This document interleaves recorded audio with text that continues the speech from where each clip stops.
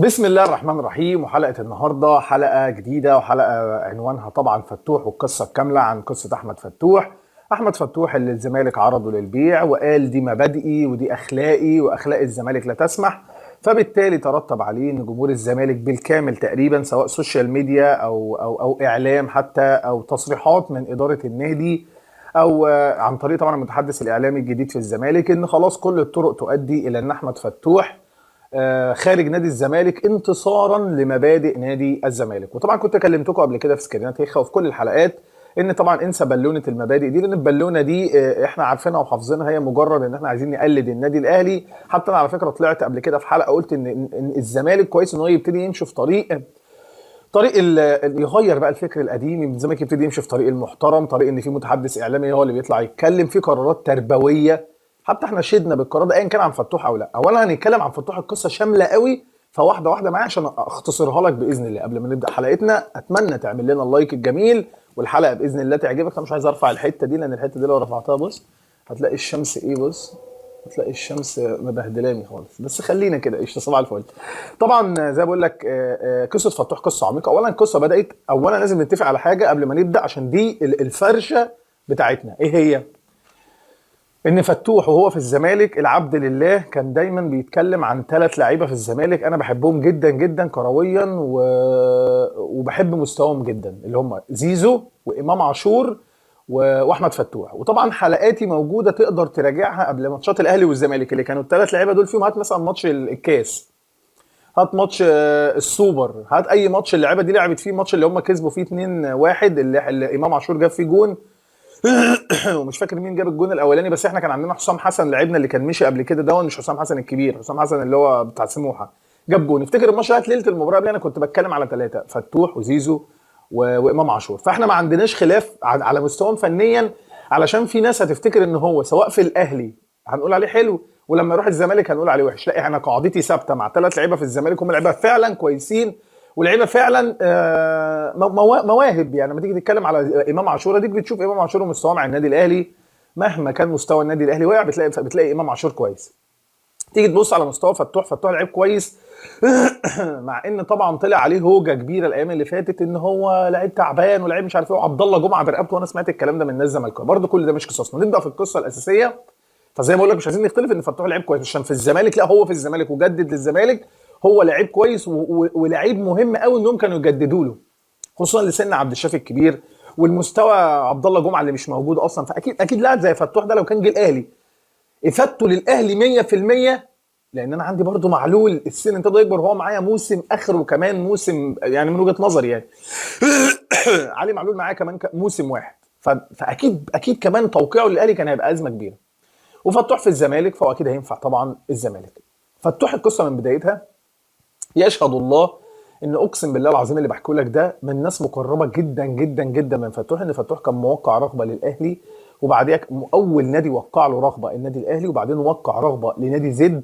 انا شخصيا انا ما اعرفش ايه حكايه ان انا اوقع رغبه للنادي دي، غير ان انا يعني بقول ان انت هتبقى اول نادي هجيلك يا فلان يا اهلي او يا زد حسب اللي انا ماضي لك الرغبه، هبقى اول نادي انت عندي الاختيار الاول لو هلعب في نادي غير الزمالك او لما عقدي يخلص في الزمالك. فتقريبا هي دي حدود الرغبه. انا عمري في حياتي ما طلعت هنا قلت ان فتوح وقع رسمي، دايما بقول ان هو ماضي رغبه، وفعلا فتوح ده يقترب، وفعلا فتوح من اللعيبه اللي بتقرب من النادي الاهلي، وبالفعل كان في مفاوضات معاه غير مباشره. يعني اي حد يقول لك من النادي الاهلي احنا فعلا ما دخلناش معاه في مفاوضات، هو في مفاوضات مع اللاعب غير مباشره، يعني مش من مجلس الاداره مكلف من امير ان انت تروح تتفاوض مع وكيل احمد فتوح، لا هي كلام من بعيد، واللاعب كله كلام من بعيد لبعيد. حتى الرغبه اللي اتوقعت دي اتوقعت برضو الحاج سمير دايما اللي هو يقول عليه الحاج سمير اللي هو قريبه او بيقول خاله، في ناس قالوا ان هو مش خاله تقريبا، ومع ذلك مش قصتنا خاله او مش خاله، دي مش هي دي القصه اللي تشغلنا يعني.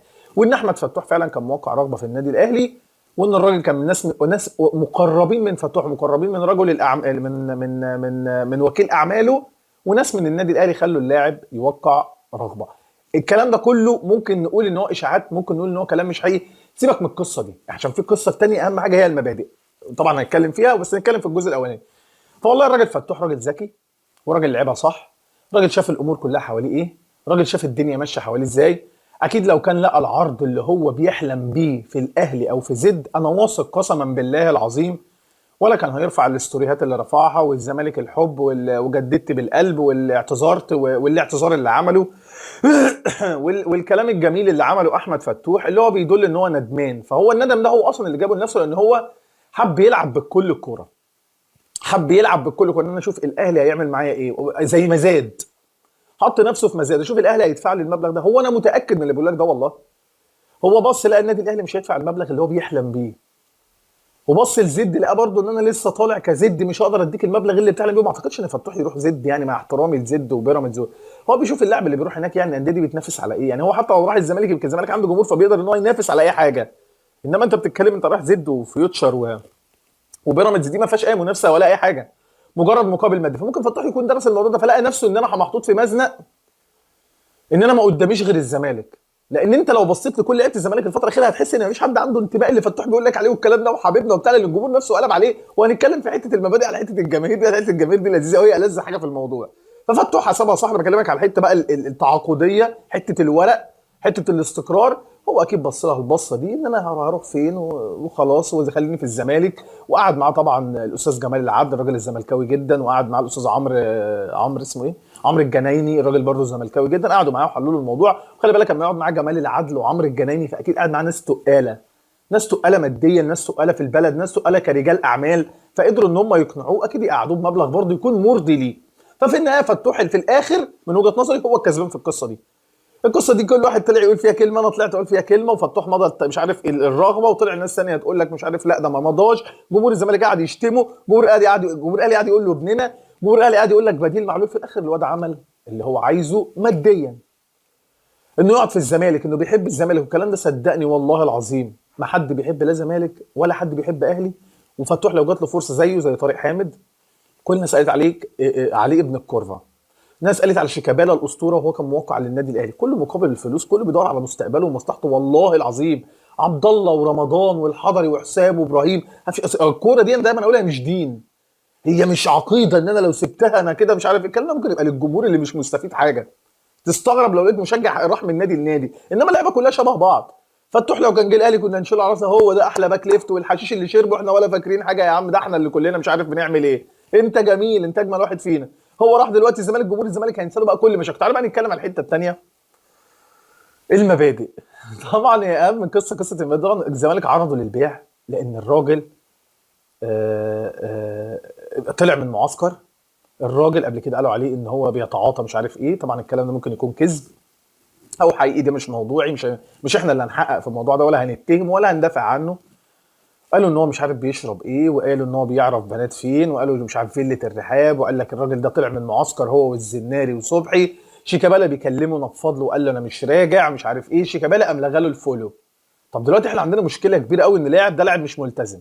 يعني فتوح انت من طريقته نطلع من المعسكر مش شايف، فعشان كده ترتب عليه ان الزمالك يقول لك مبادئنا تحتم ان الراجل ده احنا هنعرضه للبيع. كل ده ما يشغلنيش، انا يشغلني حاجه واحده بس، شيكابالا دلوقتي هيرجع الفولو ولا لا؟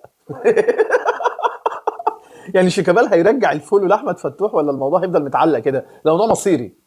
مبادئ الزمالك لا تحتم على شيكابالا انه يرجع الفولو. هو دلوقتي لغى الفولو بتاع فتوح، فدلوقتي فتوح رجع للفرقه اللي شيكابالا كان مزعله، اللي هو زعل شيكابالا ان هو قائد الفريق ونفض له، وشيكابالا كلمهم عشان عايز يعمل حاله التزام، الواد قفل في وش السكه وما رجعش المعسكر وما بقاش يروح الزمالك لدرجه انه توقف وما بقاش يتمرن.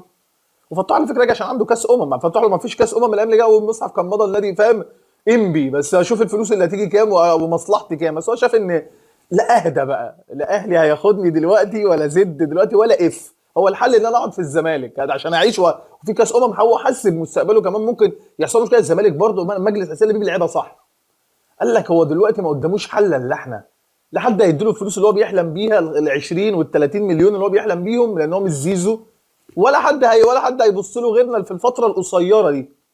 نرجع للمبادئ. فجمهور الزمالك يا جماعه بصراحه دايما يعايرنا بحته مبادئكم، دايما يعايرنا بامام عاشور الراجل اللي شتمنا والراجل اللي اهلنا. اسمع بقى المفيد يا ابني والله العظيم، وبقول لك الصح علشان تتعلمها ككوره. اولا الراجل ده لو كان عمل فيا اللي عمله فيكو، هو ده مبادئ النادي الاهلي اللي تتحرك. المبادئ لما لاعب يهني وهو عندي، لاعب يهني وهو في صفوفي، ولاعب يكون غير ملتزم ويدوخني ويعمل ويسوي ويهين كابتني ويعمل، وانت في الاخر تقوم مجدد له.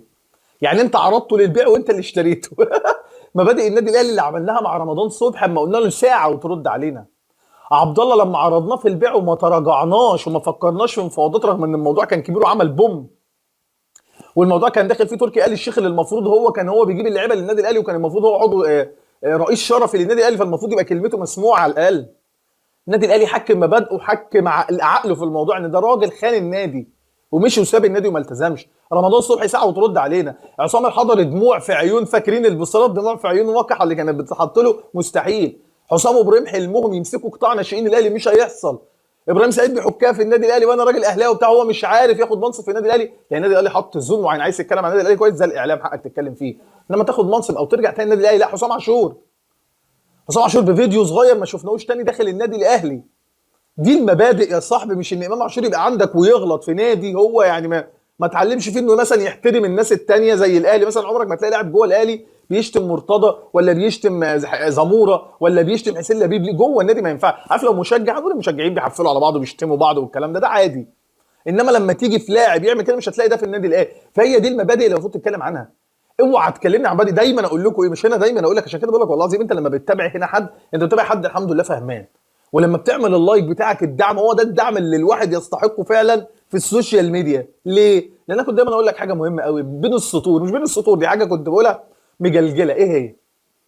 كنت اقول لك انا مبادئي مش 100%، لكن غيري يا ابن اللعيبه صفر. جدع.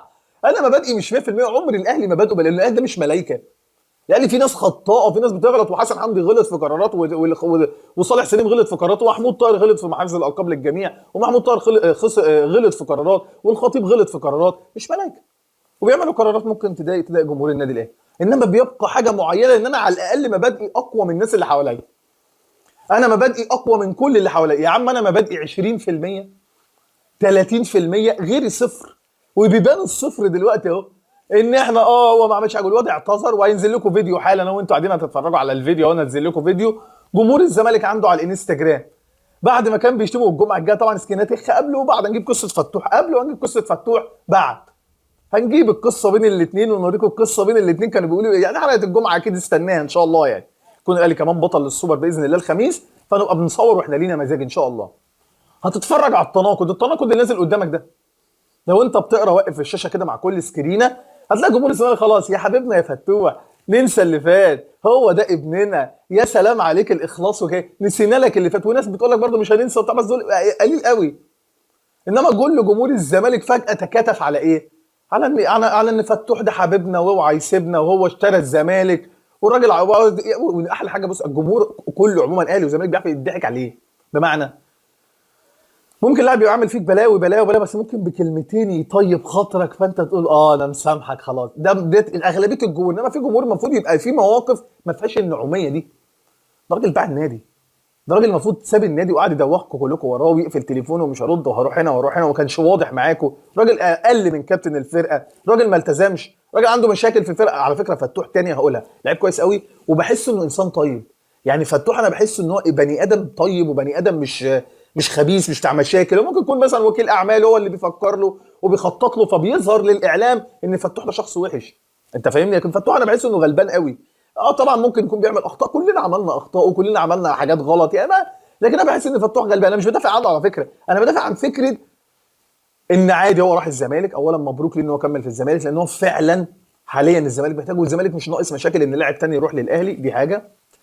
تاني حاجه الزمالك طبعا لو مهما قالوا لي من هنا، طبعا مش مستني موقف فتوح عشان اطلع اقول لك بص انت ما عندكش مبادئ ازاي، بص المبادئ اللي عندك فين، ده انا الاهلي نادي المبادئ. اقسم بالله ما طلع اقول لك كده خالص، لان انا الحمد لله من الكلام ده عارفه من زمان، وعارف النادي الاهلي على ايه، وعارف الزمالك كويس على ايه. والله ما بلبيب ولا بمرتضى ولا بكمال درويش.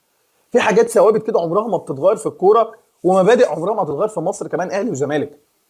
فانا مش طالع عايرك اقول لك بص مبادئك ايه، بص انت كنت بتقول عليه ايه وطالع عليه. احنا بنجيبها بس بضحك كده وهزار، لكن احنا عارفين قصه المبادئ دي من زمان. فتوح ما كانش لاقي غير ان هو يقعد في الزمالك. الزمالك فعلا مش حمل مشاكل ان اللاعب زي لك يروح للمنافس. فتوح كمان لقى ان امام عاشور راح، فجمهور الزمالك بيفضل يشتم فيه ويشتموا فيه شتيمه مش طبيعيه وبيهاجموه بطريقه مش طبيعيه. هو ممكن يكون كمان ريح دماغه وقال لك انا فتره كاس الامم زي ما شرحت لكم في الاول مش حمل ان انا اتدربك في فتره المفروض فيتوريا محتاجني، اكيد ناس اقنعوه. طبعا كل الزملكاويه اكيد دخلوا ان فتوح يقعد، عكس النادي الاهلي طبعا ما عندوش الاوبشن ده. احنا بمكالمه واحده ساعه واحده ما بيفرقش معانا. لا وديك شفت رمضان وعبد الله مستواهم ايه دلوقتي، بيخرج من قبل نهائي السوبر المصري من فيوتشر، اديك شايف مستواهم متدحضر ازاي، وفرقه عامله ازاي بلا هويه بلا شخصيه. النادي الاهلي كبير، لا عمره كان هيقف على فتوح ولا عمر فتوح كان هيفيد، خلي بالك، لكن عمر النادي الاهلي ما كان هيقف على فتوح. فتوح لعيب كبير وانا دايما مقتنع ان هو لعيب كبير، لكن عمر النادي الاهلي ما كان هيقف عليه. انت عندك لعيب كويس اسمه علي معلول، انت محتاج معاه طبعا باك ليفت تاني اكيد لا محاله. كنت اتمنى فتوح يبقى من اللعيبه اللي تيجي النادي الاهلي. هو اختار الزمالك، ربنا يكرمه في الزمالك عشان يتفادى شر البعض منهم المؤذي، لان في بعض عندهم مؤذي قوي قوي قوي قوي، مش كل جمهور الزمالك، بعض عندهم مؤذي قوي قوي قوي قوي قوي، ممكن بعد ما هو فاهم كده يبتدوا يطلعوا له عيلته ومراته لو اتجوز وولاده وبناته وبنات عمه، هم عندهم جزء كده اجرك الله لو قلبوا على واحد عموما، مش هم مالوش دعوه بالكوره، هم من كتر في ناس عندهم الغل عندهم ممكن يطلعوا يجيبوا سيره اهلك كلهم كاملين يعني. فانا شايف ان قصه فتوح ده الملخص بتاعها، هو راجل عمل اللي هو عايزه، لف جمهور الزمالك حوالين نفسه. جمهور الزمالك قال لك احنا عندنا مبادئ، طلع ان مفيش مبادئ زي ما انا عارف. زي النكته اللي بتقول الراجل ده عنده زيتون جوه، وهو ما بيقول ما عنديش زيتون وهو عنده زيتون، هو بيقول ان هو عنده مبادئ وهو ما عندوش مبادئ. ومبادئ الزمالك تنتصر، فين مبادئ الزمالك تنتصر؟ لا والله فتح، اصل احنا لو راح الاهلي ده هيكدنا قوي يا راجل، ناقصين مبادئ ايه والكلام ده، احنا لا خليها على الله، احنا ماشيه بالتسهيل ماشيه بالزقه، والله ماشيين بعلاج يا ابني في 100 عقبه. فمش لسه هنقول لك مبادئ وبتاع، خلي المبادئ دي عندكم انتوا. مبادئ فعلا عمرك ما تلاقيها غير في النادي واحد في مصر والوطن العربي والشرق الاوسط، هو النادي الاهلي، اللي فعلا نحن من نصنع النجوم ولاجلنا تلعب كره القدم. السلام عليكم، عاش النادي الاهلي.